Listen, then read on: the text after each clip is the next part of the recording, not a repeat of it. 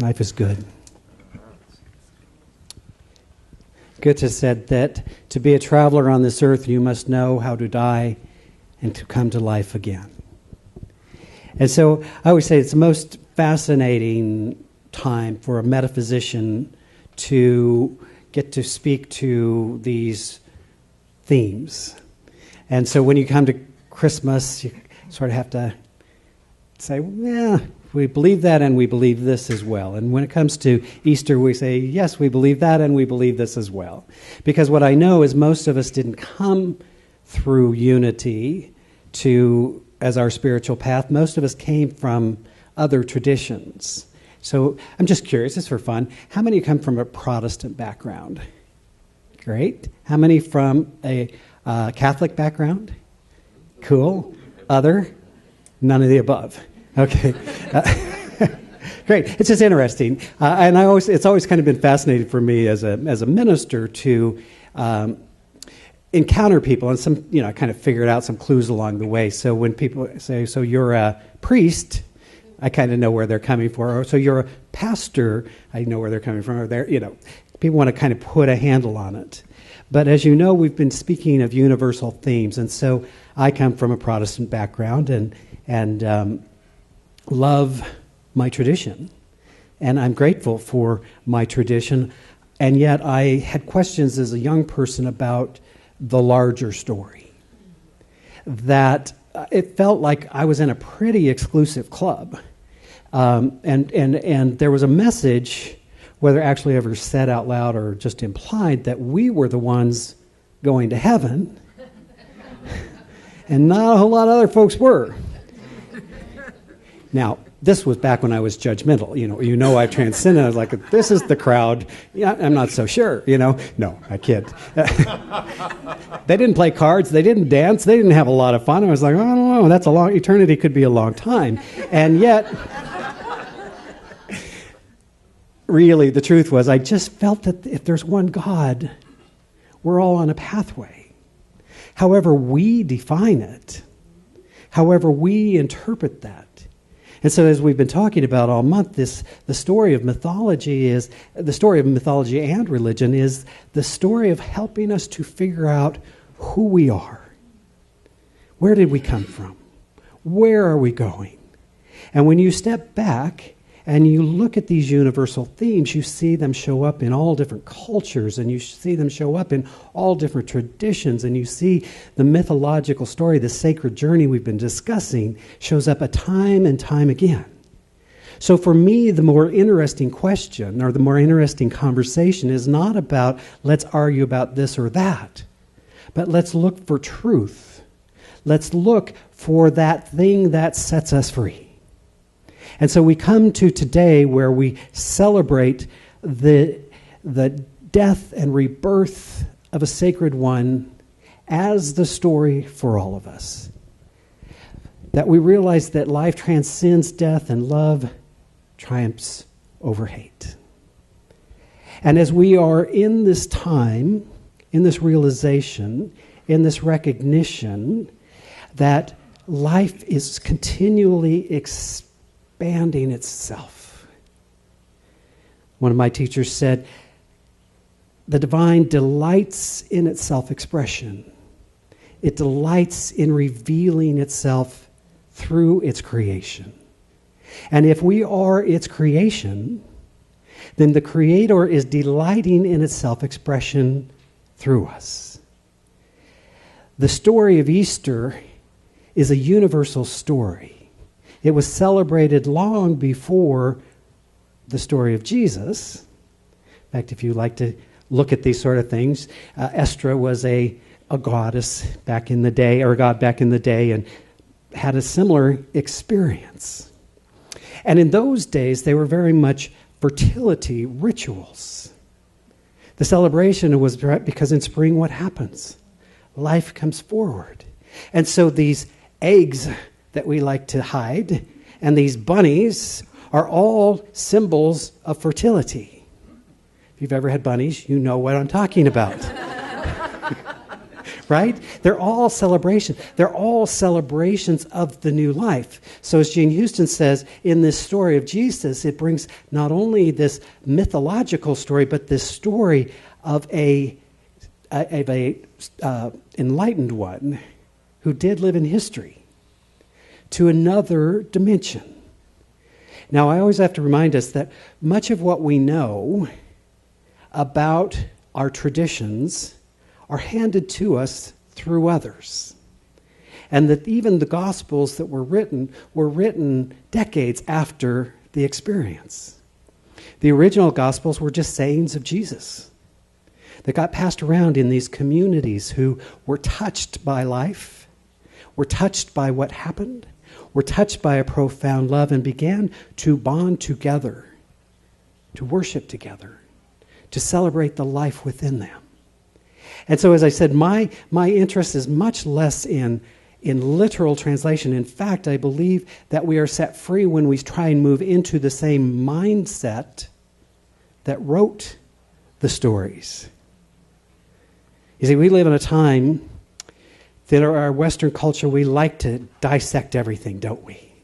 We want to measure it. We want to test it. We want to make it be logical. But the stories of the ages are not written from a context of that logical way of being. Or we say it's the mythos mind, the mystery mind, that helps us to understand. And so when we come to this realization of who we are, then we find truth given to us everywhere we look. I always like to say, so these beautiful hydrangeas, yes, did I get that right? Okay. Saying, the puffy ones, and apparently they have a name. They're called hydrangeas, and they're just gorgeous. And so we celebrate spring. We celebrate new life. And I was thinking about this, that God didn't say, as it was expressing itself as a divine hydrangea, I don't know, am I being too gorgeous? Am I showing off? Is this too much? Creation delights in its self-expression. And yet we as human beings have this amazing capacity to think, which is both the gift and the curse. We have the ability to develop ways of thinking. And when we find ways of thinking, we find that life corresponds to what we believe to be true. And so if we have, for whatever reason, decided that somehow we're not worthy of love or joy or abundance or peace, then life conforms to our level of belief and provides us experiences that would reinforce the belief. But just as easily, we can move into a new path when we recognize that indeed the divine delights in its self-expression through me as much as through the hydrangea, that the goddess wants to fulfill itself, that the divine wants to be revealed, then something new can happen for us. So in ancient times, there were many, many different ceremonies where an initiate would go through a process of dying. Hopefully not literally, but sometimes people didn't know, right? So that they might emerge from the death, from the tomb, in new life. So into that context, we have the story of Jesus, who we would say became the Christ. You see, we believe that the Christ is a principle. It is the essence of life. And for those who come to the realization of their divinity, then the Christ is born in them.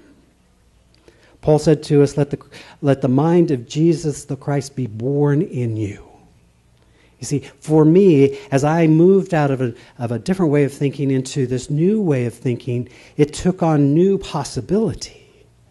I heard what I'd always read, but I heard it in different ways, which was greater works than these you might also do. And so we believe in the power to heal. through the power of this mind.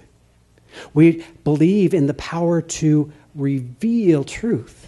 You see, New Thought has its origins in this recognition of joining together at the realization of the divine, knowing that that can and will transcend a limiting thought, a limiting belief. And so when that happens, I believe everything changes. See, I can look at the crossing point of my life of the time when I believed that God was outside of myself and I was always praying to God to change my life. And then I found a new path. And the new path said, God's not outside of me, but rather I live and move and have my being in the presence of the divine, just as it has its presence within me. And now, therefore, I don't have to try and get God to change my life. I need to change myself so that God can reveal itself more fully. That's so cool. It's also a lot more work. You know what I'm saying? I mean, I always joke, every once in a while I'm just like, give me the devil back. You know, I need somebody to blame all this on because I don't want to own it. I don't want to be responsible. But when we realize that, then these symbols take on wonderful new meaning. You see, as we've been sharing the sacred journey, the hero's journey, this process that we see happen over and over, the hero, or shiro if you prefer, goes out on a journey. And the journey involves all kinds of things. They cross the threshold and they reach the road of trials where they're tested and challenged before they move through the supreme ordeal. And in the supreme ordeal, ultimately, the hero or shiro comes to terms with herself. Through that emergence, through that death, comes the resurrection, the new life. And that is where the gift is given. That is where the recognition happens. And then we move back into the world, but we don't ever go into the world as the same person who left originally on the journey.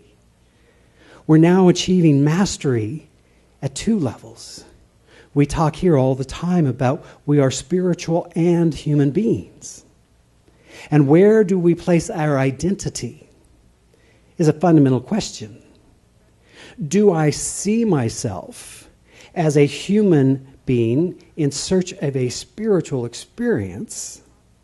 Or do I see myself as a spiritual being having a human experience that allows me to grow and to become and to reveal more of the divine? Jesus was one who knew his unity with God. How do I know that? Because he said it. Those that have seen me have seen the Father. They've seen the power. They've seen this. I do not believe that was an arrogant statement in any way. I believe that was the universal I am in which he was speaking to. If you read the Gospel of John, he talks away about I am the resurrection and the life. I am the vine. Speaking of the I am, the universal I am, which all of the great masters through the ages have spoken to. Into that realization and into that recognition, we can follow Jesus, but may not worship him per se.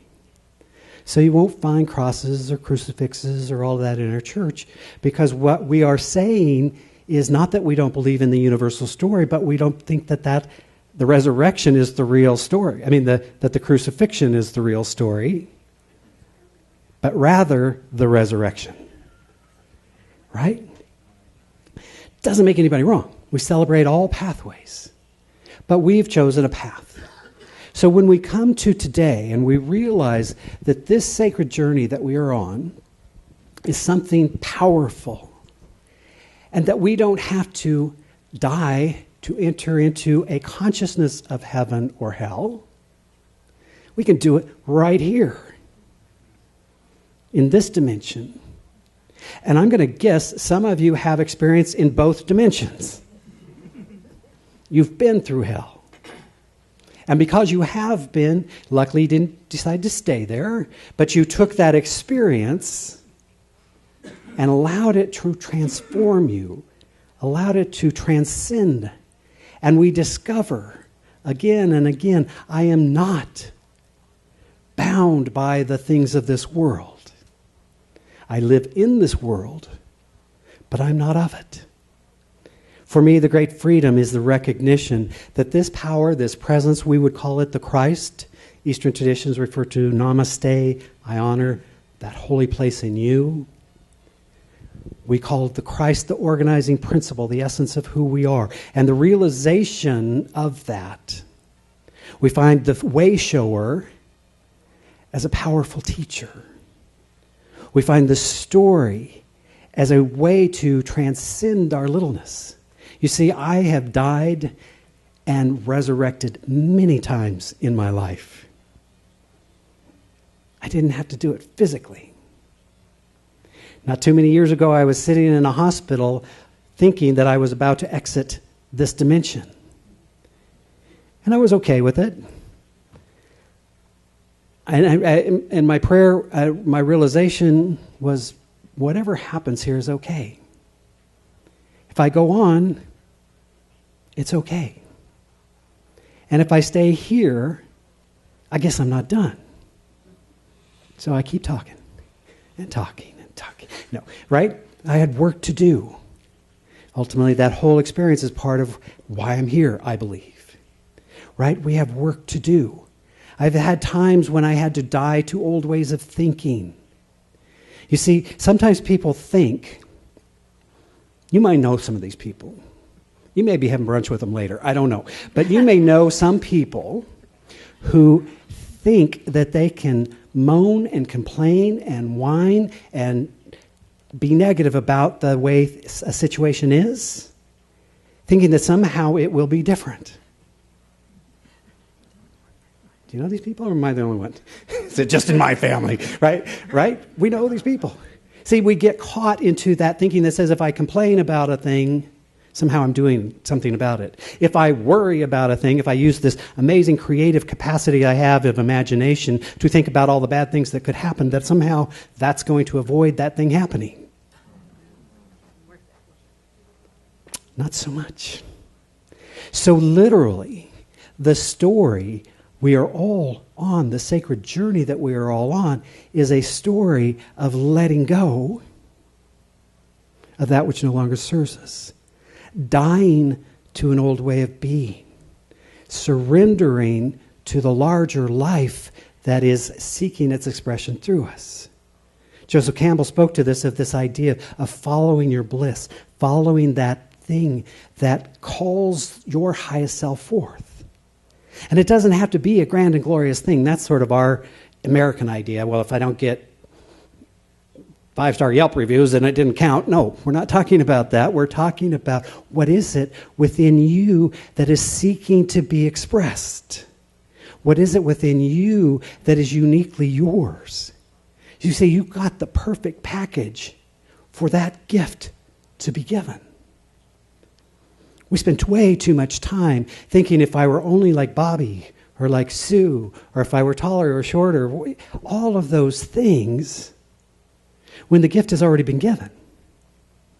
We just have to find our path. But we may have been challenged.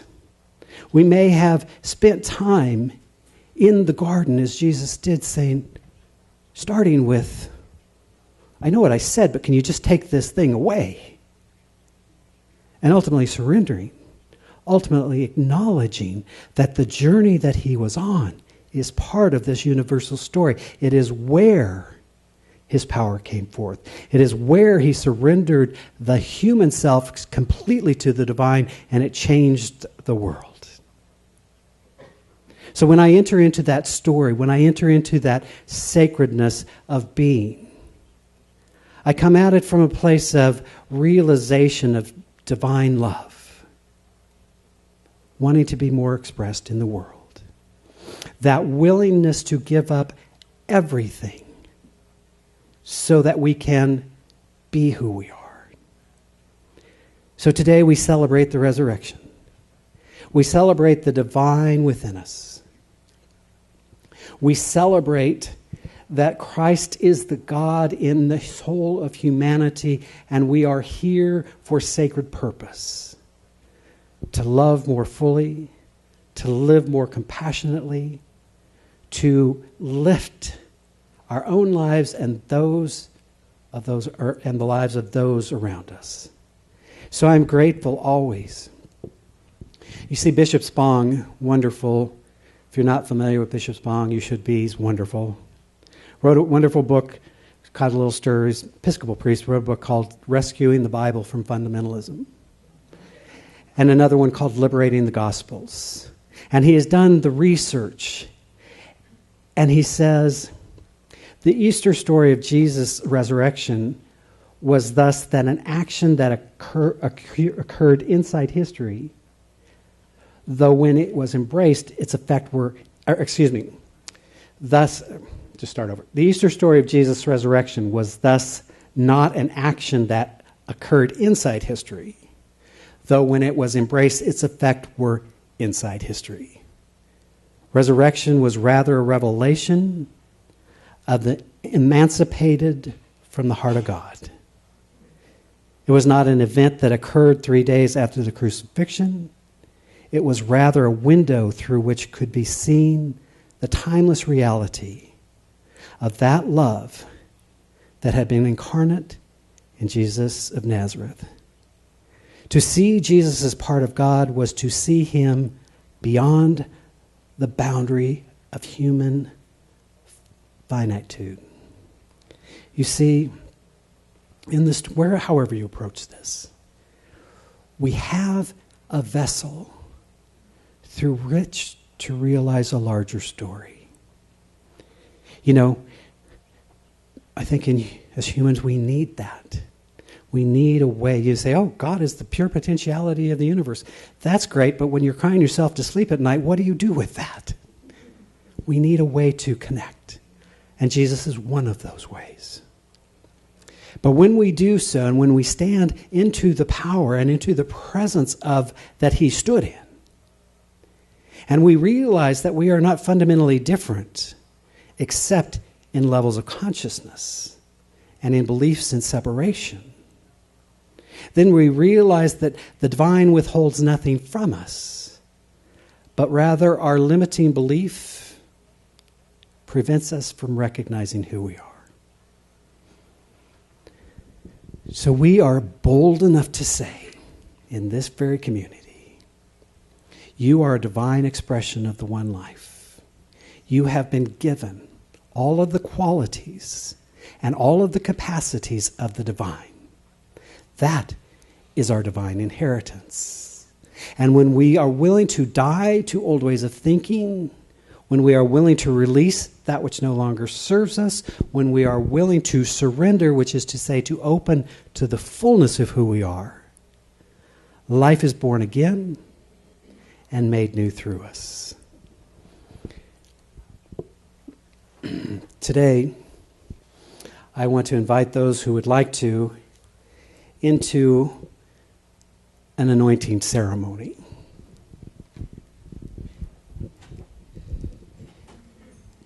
And so, anointing is a symbol of consecration.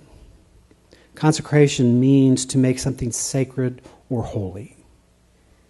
In the temples of old, anointing was a sacred rite of passage, serving three purposes. It served as a mean for health and comfort. Even today, in the Catholic tradition, there is the anointing of the sick. It was used as a token of honor and as a symbol of consecration. And so today, in today's times, oil and anointing ceremonies are appropriate for those who desire to recommit to their spiritual growth. It serves as an initiation, if we are willing, into the mystical realm. Anointing ceremonies are appropriate for those who desire to recommit to their spiritual growth. And just as these were used in ancient times to bring forward healing, wisdom, and deeper commitment to God, anointing provides deep healing in the sacred chamber of the heart. And so today, in this anointing ritual, we are consecrating ourselves to the divine presence within. We are recommitting ourselves to spiritual practice, to our growth, and to our resurrected life. Today, we use it as a remembrance and a recommitment to the Christ light within. By accepting this anointing, we are making sacred our renewed commitment to allow that light to shine brightly in the world through us. And so, in a moment, I'm going to invite my anointers, my disciples. They would love that. Those who have agreed to come forward. And we're using today our version of sacred oil, which is coconut oil because we're hip and cool, and essential, which I know Jesus would have used had he had it available to him at the time.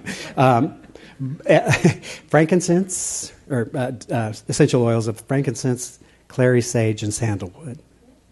And they're chosen because they support spiritual clarity. I also want to tell you that in case you have allergies to any of those things. And so as we come forward, we're going to, it's a ritual.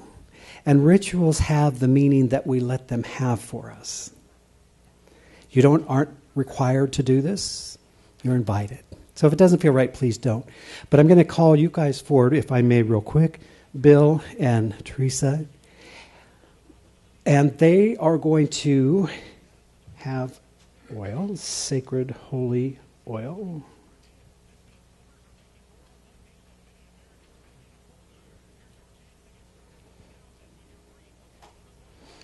And I'll be in here. Teresa will be here. Bill will be here. And so we'll go sort of in a circle. We'll kind of do it so we don't get too congested. So however we find the circle to go, that's a great way to do it. And then when you come forward, they're simply going to take a little oil and put on your forehead and say, I behold the Christ in you.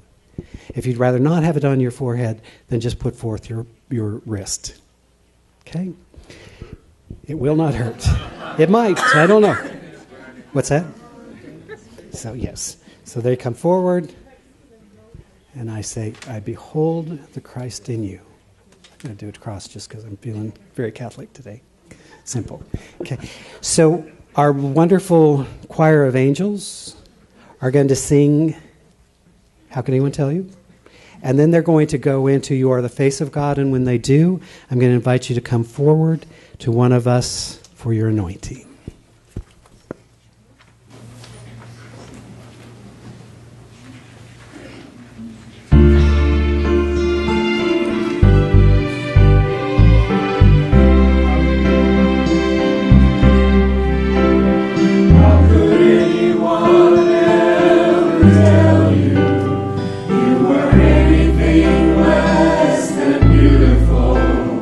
How could anyone ever tell